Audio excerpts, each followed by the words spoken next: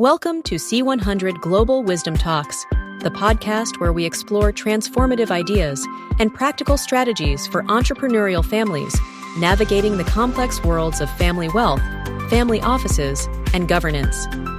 Danny Kurtesh and Jan Petka are your guides on this journey as we uncover insights from the world's most brilliant minds and thought leaders shaping the future of intergenerational success. Before we dive in, let me introduce C100 Global, a peer network for entrepreneurial families and families of wealth. Our mission is to empower families to build meaningful legacies and become thriving 100-year families through a focus on dynamics, governance, and strategic collaboration. And now, let's start our conversation. Welcome, everyone. Welcome, everyone, to the C100 Global Wisdom Talk, another episode. And it's my great pleasure, and it's also my honor, to have my long-term colleague, Angelo Robles, in the talk. And it is just, in some cases, just a funny story how we come together and how we have spent time together. But that's just a story for another talk. So, Angelo, it's my great pleasure to have you on the talk today, and I will give you just the ball to you. Can you introduce yourself just for the audience, who you are actually? Of course, my good friend Jan, it's great to see you again. And we are today both the men in black. So I like that we followed our instructions, for lack of a better word. Intuitive, of course. We read each other's mind. Hello, everyone. It's a pleasure to be on Jan's program and to hopefully impart some guidance to many of you. My name is Angelo Robles, and for decades, I'm very narrow and very focused in what I do. I'm focused on the single family office community and have been doing it around the world, although I'm primarily US based for many decades. I'm the founder and was longtime CEO at Family Office Association. I sold that during COVID. It was a wonderful enterprise, incredible people around me, and I'm so fortunate to have built an organization upon the shoulders of others that came before me and the incredible talent and people that I had internally at FOA that made us become, I hope at our peak, great. So I sold that, as I noted. I'm an active allocator and investor, have a family office in HoldCo, active in both public and in private companies. I have a relatively good-sized platform on social media and podcasting. I'm still the owner and host of @Family Office, which is on YouTube and X. I do have a new private club. I miss the stage. I miss the work that I did being so active, over 400 events at Family Office Association. So I created a private intelligence community focused on and for single family offices. It's called SFO Continuity. And Jan remembers a couple of years ago when I was really first launching that upon my exit and retirement from Family Office Association. So I'm so fortunate. It's grown incredibly well. I've been very lucky and fortunate. What I do is very narrow. It's very niche. I think I'm unique in terms of what I do, but I still have so much to learn. My focus is effectively on incredible families and their single family offices, but all the challenges that lay before them. Like I've stated, I believe the vast majority of family offices were built for a world that no longer exists. Geopolitically, it's different. Economically, it's different.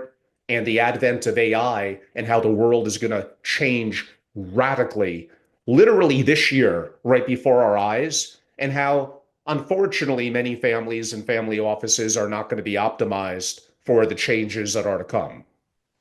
Absolutely true. And for all our listeners and for all our viewers, we will put all the contact information in the show notes that you have just the opportunity to contact Angelo directly if you want. So, Angelo, let's start our discussion for today. And I'm very curious about. Let's start with the topic on single family offices, just from a holistic point of view. From my experience, and I'm quite open on this and serious about this, there is so many nonsense, and in some cases, excuse me for this, so many bullshit out there around family offices. And I will use also the talk to bring a little bit more this in the correctness. Can you give us just your view from a holistic point of view? What's happening in the single family office environment? Well, it's changed so much in my 20 or 20 plus years, Jan. Back in the day, back in the early, effectively 2000s, a little later, no one really knew, unless you were in one, what a single family office was. Now I could speak at classrooms and universities for finance students and others, and it's rare that people don't actually have a pretty good understanding about what a not only a family office, but what a single family office is. So most family offices have been created since 2000, I think about two-thirds of them. And two-thirds of that two-thirds have been created effectively since 2019, at least is what the research shows. So as global wealth has exploded, and as people realize nothing, everything else pales in comparison to an excellent, now that's the catch, an excellent single family office. No, most are not excellent, but for privacy, control, and customization, the single family office for one family to internally manage their finances and their affairs could be the ultimate vehicle effectively structuring within their family and for continuity within their family for generations to come. But you bring up a good point. Unfortunately, with the advent of the industry becoming more popular since when I started, uh, there's some that have created communities and the like and events that honestly, I think they may be for the most part well-meaning, but a lot of times it really isn't that good. You go there and you're bombarded by people looking to sell something, and really less so people that truly are anchored as a family and wealth, a generational family member, or a single family office executive. So unfortunately, the quality of content and resources that are available to the community, really, it's not that great. No offense to some of the content coming from big banks and others. Sometimes it's good. Sometimes it's just very, very generic, very vanilla, very boring. And I don't find it to be of much value. And the challenge with a lot of the programs that you might have hinted at and mentioned, like I just followed up on, a lot of times it's very sponsor driven.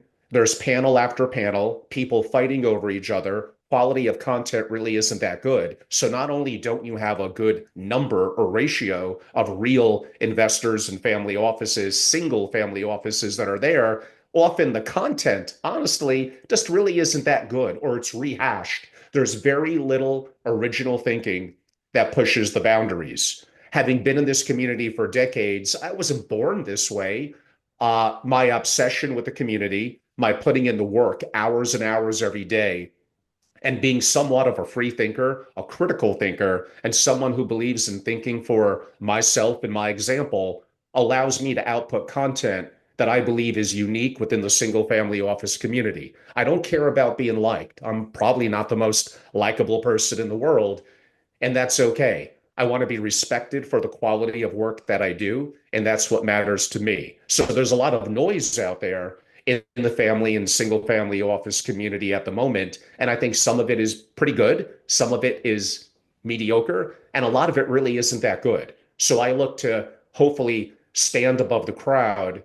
And again, whether you like it or not, it's a different story. Does it provide value to you because it's unique and causes you to think for yourself? That's what matters to me. That's absolutely right. So what I can tell you just from my perspective, and just also from the noises of my community, I mean, we like more, we need more persons like you, right? Be just more, raise the voices and say here is something wrong in this community. So I like your work very much. So if you are explaining to us the term of an excellent family office, how is this family office look like? Investment side, and also from an organizational side, and by and large, what is in your perspective just I would say the ideal role of a family officer? Because in many cases, tell me if I'm wrong, the family officer is just the bottleneck in the end of the day. So can you give us just your view on this excellent family office, what you call it? Now, of course, it's hard to quantify everything in a family office. So a part of what makes it excellent, really at the end of the day, is how the deciding family members feel. So it's qualitative. So even when I give you certain statistics or numbers, they're from my experience, 20 years traveling the world, back from Europe a couple of months ago, and knowing technically thousands of families and getting feedback. So I have been on record as saying, and again, I admit a fair amount of it's qualitative, that perhaps only 3% of single family offices are truly incredible and excellent. That doesn't mean that they're not well meaning. It doesn't mean that there's not good people in there that are doing a solid job. There often are. But perhaps that's not enough. We can't just be yourself, be ourselves. Well, honestly, often that's not good enough. We need to be the best version of ourselves. We need to be the highest pinnacle of what we could be. I'm obsessed with what I do. I put in research every day. I work every day. I humble myself. I talk to people. I'm wrong for sure. And sometimes I'm right. And these are important things that I look for. So, in my perspective, the family office model is kind of becoming a little bit, even though I just stated it's growing and growing a couple of minutes ago, it's becoming a little outdated, a little obsolete.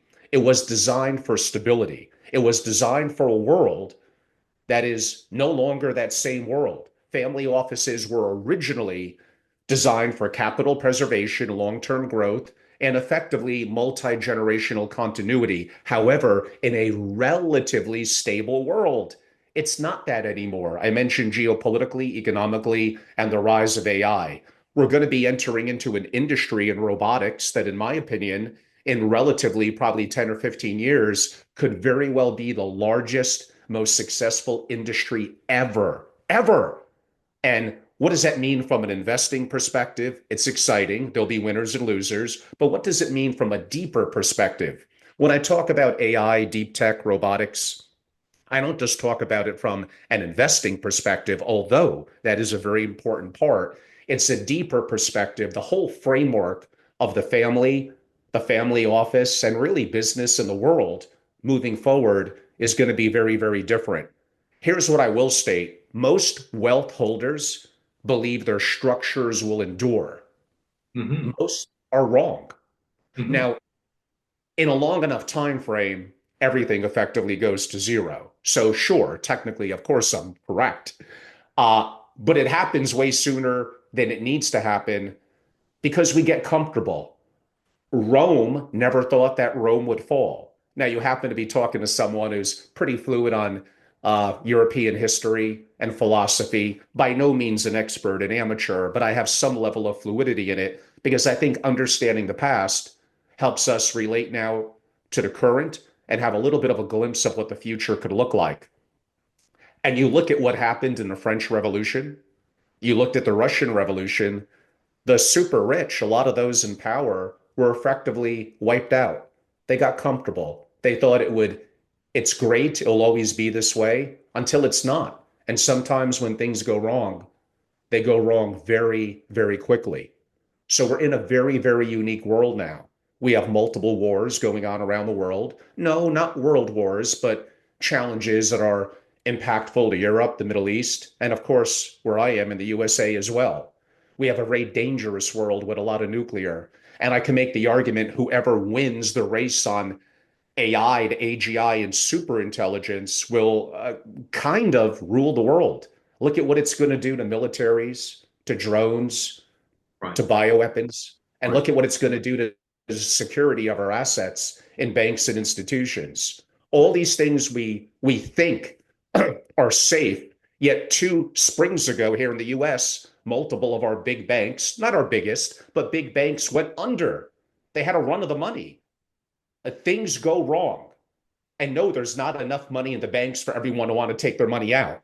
So if everyone were to go hectic and crazy at the same time, we're all in trouble.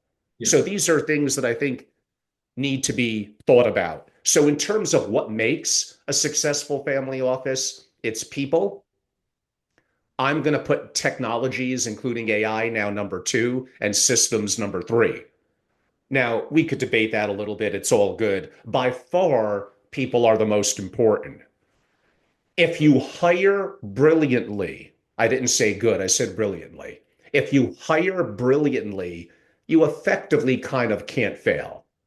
But do most families understand mediocrity from brilliance? Do most families compensate properly? Do most families have a set of purpose and intent and sense of structure and discipline to want to be great, to strive for their family offices to be great? We know the answer to that is no. They become lethargic. They become comfortable. They're like a pair of slippers. The family office is not going to steal from me. They're well meaning. They're good people. Are they great? Well, maybe not. Now, I could argue they perhaps could be great. Look back to the principles of Peter Drucker. Look back to the principles of practice management. We all could be, I said earlier, be the best version of ourselves. We could be that. You mentioned a word that I'm very sensitive to, bottlenecks. And we're learning a little bit of this now. And I know it's probably a sensitive name to bring up to people. It just forget the politics of it. But like Elon Musk, he talks about bottlenecks in his companies. I'm not even going to talk about Doge or the US government, but I am going to mention that he goes into SpaceX, he goes into Tesla, and he hires brilliantly, and then he focuses in. You're very important. What is your bottleneck? And why don't we stay here? I don't care if it takes 24 hours and we're going to sleep on the floor. Even me, I don't think Elon technically owns a home. He literally sleeps on floors of buildings and places where he works, with a little exaggeration, but that's effectively true. His job is to remove the bottleneck of the incredibly talented people that he hired and that he pays very, very well. So you want to have a sense of what is our purpose? What are our goals as the family office? And how do we solve the biggest problems? How do we strategize around it? How do we remove the bottlenecks that get in my way? And how do we avoid the distractions which are effectively bound to happen every day? So it sounds easy, and by principle, it kind of is. But in practicality and reality, this appears to be very hard. Humans are very distracted. Humans almost look for things that take them off their core focus and mission. Look at or read the book, The One Thing, an incredible book about how you have to focus on the most important things and don't stop until that's done. Right. So I take a practice management approach to family offices. I look to make them incredible. I look to remove bottlenecks, and I look to bring them into a new world and how technologies are going to be impactful in part of that among the work that I do for my members and the consulting assignments that I do. I don't want to be like everyone else. I want to be different. And no, I'm not going to be a good fit for probably, I mean, honestly, probably even most family offices. They're going to find me a little blunt, a little bold, a little bit too future forward, and a little bit too where I'm rocking their boat and they don't like that. In the end of the day, it's fine with them. It's up to them. So, Angelo, I mean, there is a great topic, and it will be an increasing attention for all of us, and it's the more than $100 trillion wealth transfer was ongoing from the baby boomer generation to the Generation Z. So from your point of view, I mean, if we take a look on the single family offices in this kind of families, do you see some, I would explain, just an increasing awareness of these Gen Zs if they inherit these kind of wealth, that they will just like more open to change the structures of their existing single family offices? And in which direction? Are they more open, more curious? What do you see in the world? Well, I mean, the more that I think about it and travel the world, the more that I realize that really problems are effectively endless and there'll always be new ones to solve. But maybe that's what makes it a little bit exciting and enticing for those of us that like to be critical and deep thinkers. So, in answering your question, there's various numbers. Some say 84 trillion, some have said, I think, 122, 123 trillion. So, it's a big number. Let's broadly call it above 100 trillion. It's gigantic. Now, I promise everyone we didn't even rehearse or practice, or I had no idea that question was going to be upcoming. And I like to do interviews that way where, as we would say in America, there's curveballs that are unexpected. I have some very unique thoughts in this that are probably, I don't really hear other people in the family office world talking about. But I'll start a little bit traditionally. First of all, people of incredible wealth and success, well, let us surprise. They like control. They're reluctant to give up control. And that even includes what I call from the grave. So they set up various trusts, various foundations and entities, often in the US, but around the world. It's sometimes called a generation skipping trust, a dynastic trust, where as an heir, I don't even have much control per se, because the person who created the wealth is designing structures with high level legal talent that so called protects me from the money and protects my litigators and those that want to get after it, but I don't have the control I want to have. Mhm. Uh, I understand why those in power that created wealth would want to feel that way, but often that tends to backfire. You have to let the children and grandchildren grow up. They need to make mistakes. And how you become anti fragile is not by overprotecting or too much governance. That actually makes them more fragile. So, are they going to make mistakes? Of course. But when you take away that sense of the ability to fail, the ability to make mistakes, that I'm protected and cocooned, that's not going to end well. You had a guest on, Dennis Jaffe. Dennis has been quoted, and he's a legend. He has been quoted somewhere that it's up to the second generation of the family to decide if we're going to be a family of continuity moving forward. Wow. So it's a very important generational switch from the first generation to the second generation. And for them deciding that we're going to be a multi-generational family of continuity. Now, that's going to be a subject more for JUs and Dennis than probably for me. But the point I'm getting to is families that do what I described are often, in my opinion, and I think in the opinion of most smart people, often not to say that trust and dynastic trust are not important. They're wickedly important, but there has to be a set of balance, checks and balances, and you need to engage that rising generation.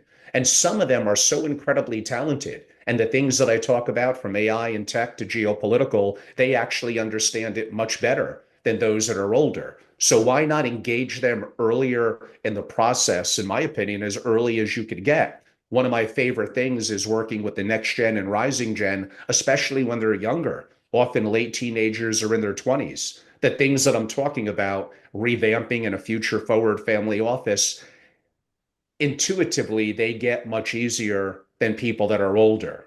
They also have skin in the game, they have bloodline. It's important to them. But I promised I would give you something that was a little different and cutting edge relative to your question that I don't think people are taking into account. What makes you think that people are going to die? Now, let me add a little bit of context to that. This relates to AI, this relates to gene editing, this relates to biotech, and this relates to as AI becomes effectively superhuman, effectively in the next couple of years, it's going to solve a lot of problems. It's going to solve the energy problem with effectively fusion energy, and it's going to solve a lot of the genetics and challenges that we have as humans and why we age. I heard an incredible podcast with Dr. Peter Diamandis. I've met Peter and interviewed him several times, both in person and digitally, although that goes back a couple of years now. And in understanding this arena where I'm also investing in, as well as active in, I do believe we're going to hit a point within, if we could, and I think even Brian Johnson, the longevity kind of king now, if we could live for 10 more years, we may be able to solve so many different problems. Now, what happens then when I'm feeling incredible at age 80 or 90 and I'm rocking at age 105? How is that wealth transfer going to occur?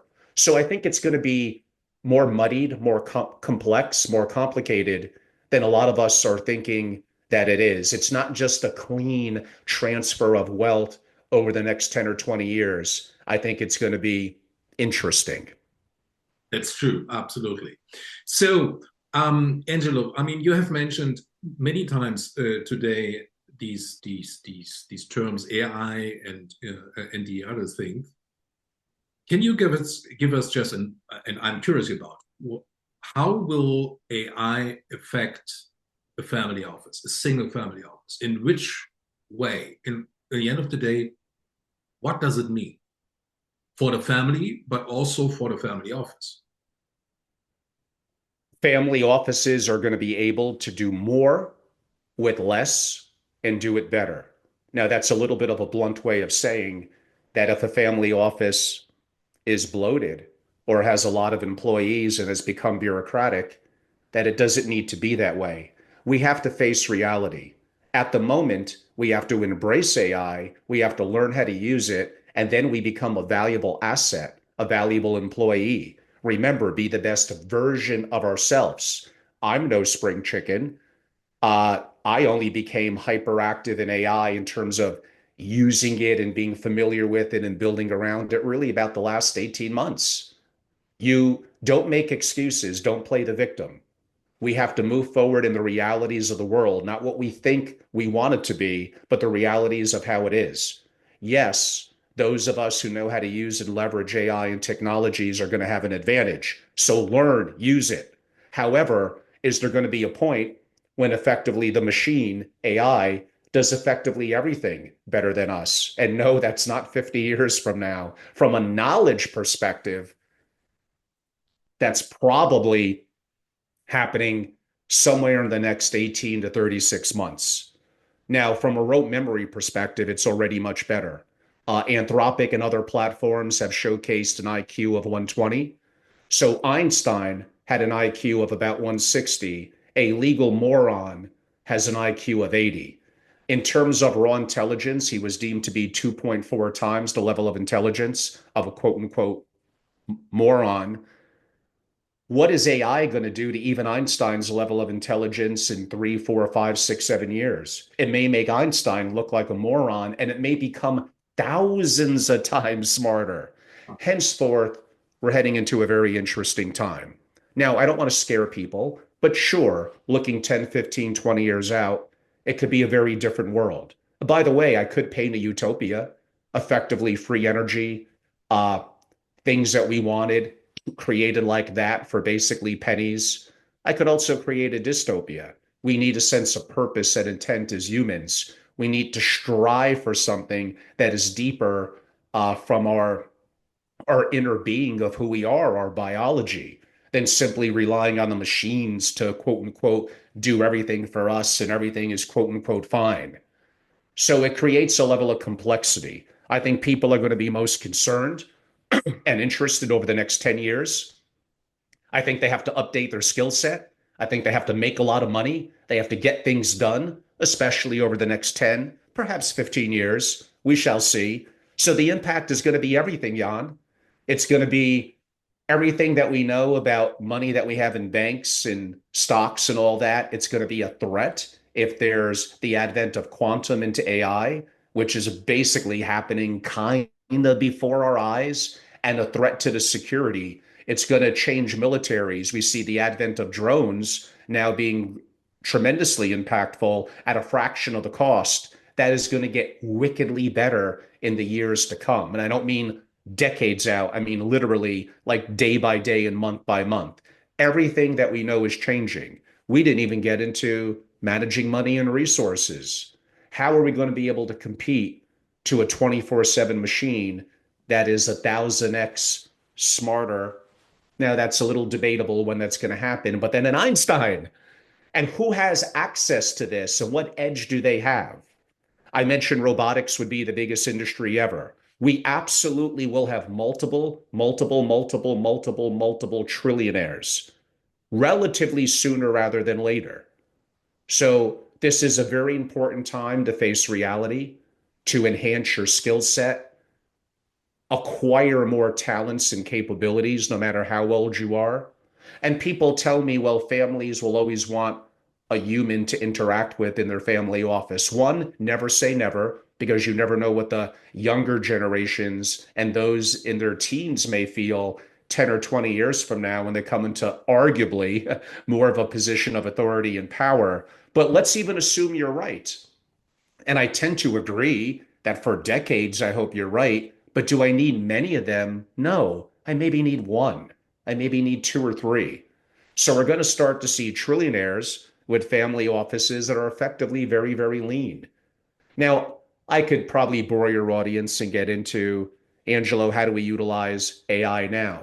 Well, for one, probably don't rent it, own it. What do I mean by that? When you use ChatGPT, Anthropic, wonderful programs, but if I'm putting proprietary information in there that I'm looking to get research and information on, I'm training the system for the betterment of everyone.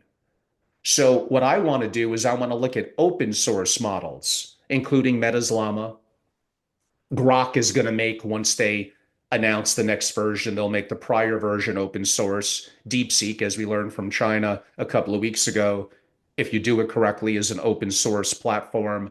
These are things that we could bring internally onto our own servers, perhaps on AWS, and we could train the system and work it where we're not training it for others. It strictly is internally for our family. And we could create resources around investing, research around investing, and even family governance models and things that are going to be so different. Imagine now incorporating Web3 principles where you could have a family that is able to vote in real time, that is able to be transparent, which a lot of families really aren't at the moment. So the advent of AI and technologies coupled with the digital community, including Web3, is going to effectively change everything. And honestly, I just do not hear people in the family office world talking about it. A lot of the technologies that you use now, they're patching on AI because it sounds good, but it's built on a platform that is antiquated.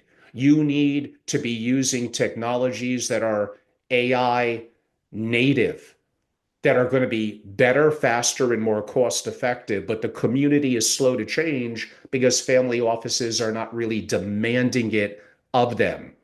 Jan, there's going to be just so much that is going to be happening uh, in the world of AI. Imagine medicine. Effectively now, a AI radiologist does a better job than an actual doctor. Doctors don't give us a lot of time. Doctors wear out and get tired. AI is already doing a better job than some in-person quote unquote doctors. How about education? The education field is going to be ripe for change. Imagine a hologram of whatever, a Napoleon or something kind of coming to life and feeling realistic and walking us through and being interactive. What's going to happen to schools? Do we really need them? But do we need the human connection that maybe schools give? I don't know. But I do know from medicine to education to investing, the family offices to military, and eventually, and I don't mean 100 years from now, 20 years from now, space tech, exploration into uh, space, the moon, Mars, everything, Jan, is changing. This is kind of an exciting time, yet also a little scary to be alive.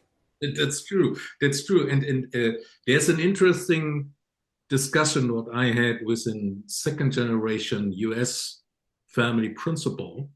And we had a discussion, and it would be interesting, and I'm curious about if you can follow him on his opinion. He said to me, and listen, in regards of these wealth transfer and the other developments, what we are seeing, we will see an increasing replacement of the elite families, what we see around the world. I said, can you explain this to me? And he said to me, these newer generation of families, they are raising their voices, but they have also so many wealth in their hands that they are able to take over the positions of the existing elite families. That's number one. Number two, he explained to me, the main problem and the main challenge for these elite families across the globe is that these families are so disconnected from the society, and therefore there is a great chance that they will fail over the next decade or latest in 30 years. And in the end, he said to me, in most families, these elite families, he mentioned, they are unable to make their succession successfully because their sons and daughters say, no, no, we are going our own path. We will have nothing to do with this existing families and businesses. So if we take an outlook, do you see this I would say this evolution or this development also with these families what you serve on, or just also from a holistic point of view? Can you follow this principle? I effectively completely agree with him. There effectively is the illusion of security. I said earlier, wealth holders believe their structures, their families will endure, and the reality is most are wrong. And I don't mean hundreds of years from now, I mean relatively sooner rather than later. You even look at things that they have no control over. Effectively, they live in a country. They're not the government, well, unless they are. They have no control over fiscal and monetary policy. What happens if a country has hyperinflation? What happens if we have hyperinflation as the world reserve currency here in the US with the dollar, and effectively our dollar erodes? What happens if future politicians want to tax us to death, whatever, 90% taxes, and you're stuck and you can't get out, or you're deemed to be a combatant of the state, and therefore your passports are pulled and you're limited? At the end of the day, no matter how powerful you are, you're not the government. The government has the ultimate power in terms of everything, including power projection and military. Effectively, they could put your ass in jail, Right. kind of. Right. Now, again, we could rely on so-called laws and constitutions. I think I heard Mark Andreessen state that technically the average American commits like 2 felonies a day. Now, it could be minor. It could be things like, well, I'm sending my crypto to someone, but did you do KYC? How do you know that they're not doing nefarious things with that? You're technically breaking the law. Now, are they going to follow up on that? No, but in theory, could they? And could you get in trouble? So this relates a little bit to one of the things I work on with my families and my consultative relationships is effectively sovereign risk. And that includes sovereign risk and disaster, even if you're here in the US. And I gave you some examples there. Are 97% of your assets tied to the US dollar? Maybe you should have some diversity in the Swiss franc, Norwegian krona, the Singapore dollar. You should have real assets outside the country. You should have gold.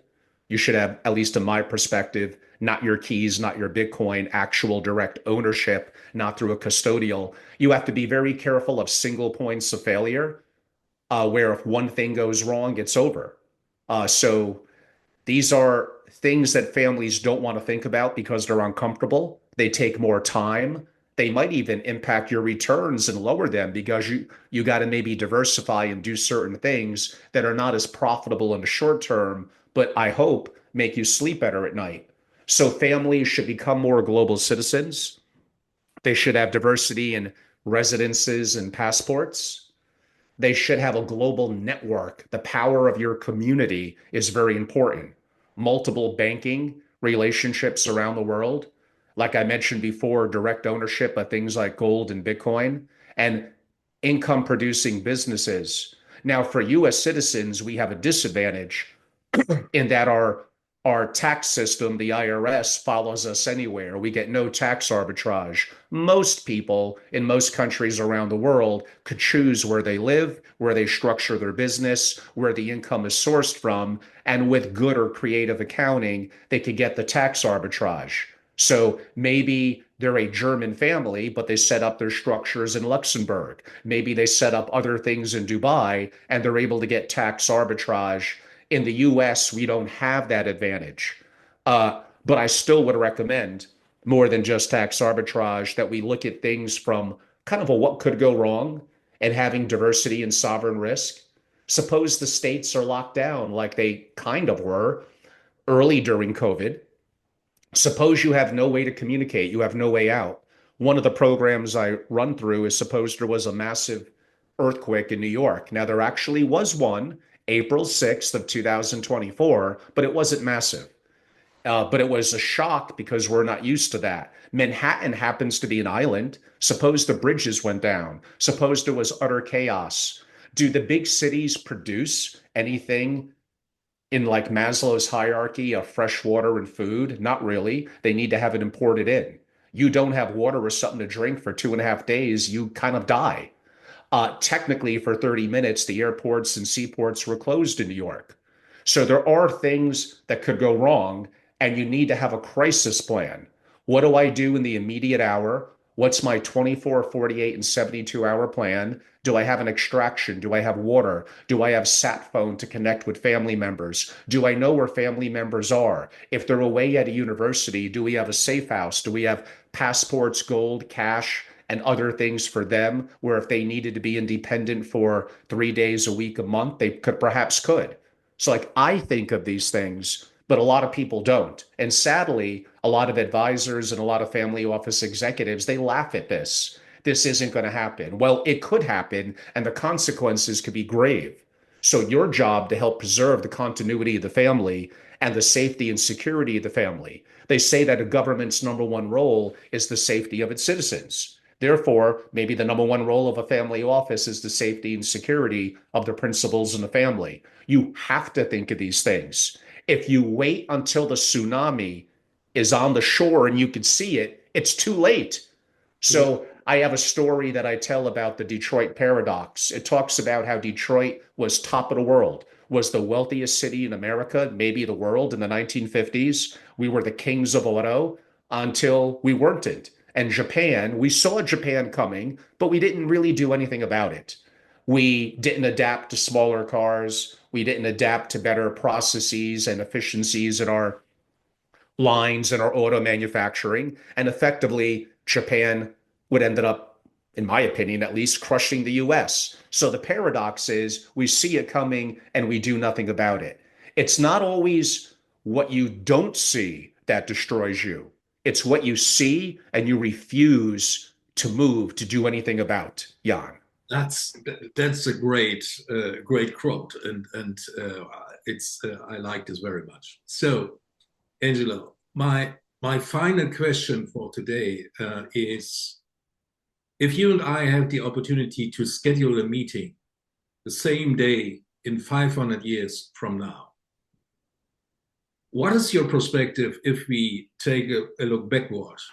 What is your perspective on single family offices 500 years from now, on the families, on a geopolitical environment? I mean, I will challenge you a little bit. What is your perspective? I mean, from what I said earlier, who knows, Jan? We might be alive in 500 years. We'll be, in my case, I'll be pretty darn old, but who knows with today's world, like I said. I think everything will be radically different. It's not going to take 500 years to be radically different. It's going to happen much, much sooner than that. And again, it doesn't need to be a dystopia. I want to be positive and think more of a utopia as well. I think space exploration and developments on Mars will be hyper significant by then. Now, this assumes we don't have nuclear war in the moment and everything goes to nothing. Because if we have a nuclear war as a real World War III, the guarantee I can make you is a World War IV would be sticks and stones because nuclear would effectively knock out whatever, 97, 98% if it truly gets that bad. And that might happen. Who knows? Maybe AI turns on us and that becomes a little bit of a reality. So sadly, I do have to bring up the hyper negative because it is what it is. I think if we were meeting 500 years from now, we're probably doing this on Mars or something like that, Jan. And I'm being very serious. I think it's going to be, we're going to be very much a interplanetary species, for lack of a better word, assuming we're able to get that far. Uh, the whole thing about creating capital and resources, I think, will be just totally different. Again, fusion energy, which basically is good. Things are going to be produced and created at effectively no cost. If I want to have this type of designer jacket, boom, it's there in my whatever the new version of a hyper incredible 3D printer is. Energy, food. We could have no scarcities from that perspective. So therefore, what makes us who we are? What is our purpose? What is our intent? Do we become philosophers? What value do we serve relative in society? as people, as men, we need a sense of purpose. Does that kind of go away? I, Yes. I don't know if I want to live in that kind of world. Maybe I don't want to live 500 years. The Probably. answer is I don't know, Jan, but I know within 50 years, things will be radically, radically different. The whole concept of borders and sovereignty in countries, I think, could radically change, if not within 50 years, but certainly closer to the timeline that you're mentioned. And I'm being very serious about the moon, Mars, space, satellites, other planetary explorations are just going to be so, so different. Uh, Even in the next 10 years, we're going to see 100 years of progress. And the prior 100 years, damn, had a lot of things going on. So imagine that happening in a condensed 10-year period. It's almost unimaginable.